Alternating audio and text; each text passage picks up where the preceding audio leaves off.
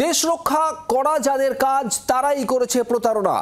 Constable CRPF এর মতিরাম জাট ঘরে বসে পাকিস্তানে গোপন তথ্য পাচারের অভিযোগ, আর এই গুপ্তচর বৃত্তির অভিযোগে গ্রেপ্তার এবার আরো এক ভারতীয়।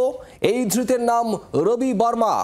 রবির সম্পর্কে কি জানা যাচ্ছে? এই রবি বর্মা মাজাগাঁও ডকে ফিটার হিসেবে কাজ করত। রবি বর্মার আরো দুই সঙ্গীর খোঁজ এবং তল্লাশি চালাচ্ছে পুলিশ। 5 বছরে মাজাগাঁও ডক থেকে একাধিক যুদ্ধ জাহাজ তৈরি হয়েছে। যুদ্ধ জাহাজ তৈরির গোপন তথ্য কি পাচার করেছে রবি বর্মা? আর এই রবি বর্মা কি হানি ট্র্যাপের শিকার? এর আগে সিআরপিএফ জওয়ান মতিরাম জাট, তাকে গুপ্তচর বৃত্তির অভিযোগে গ্রেপ্তার করা হয়। আপনাদের শোনাবো এই রবি বর্মার মায়ের বক্তব্য। 1 साल से रवि बोला था हमसे कि मम्मी फेसबुक में गंदी गंदी लड़की लोग हैं, मुझे ऐसे सब दिखाती है, शरीर दिखाती है, मैं फेसबुक बंद कर देगा मम्मी, मुझे फेसबुक नहीं चाहिए। तो मैं बोला क्यों बेटा, क्या कारण से तू फेसबुक बंद करेगा, कुछ तो बता मुझे। तो इधर खूब रोया ज़ोर ज़ोर से।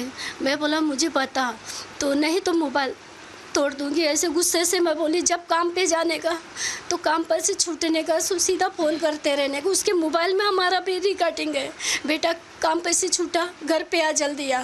फेसबुक के द्वारा वो सब हमारे बच्चे का नंबर निकाले, उसको कौन सा आदमी कौन सा एक कुछ नहीं है कि ये बच्चा ऐसा वो नहीं होएगा, कौन सा आदमी नहीं होएगा बताओ ना। বাংলার আওয়াজ, বাঙালির আবেগ, জি 24 ঘন্টা।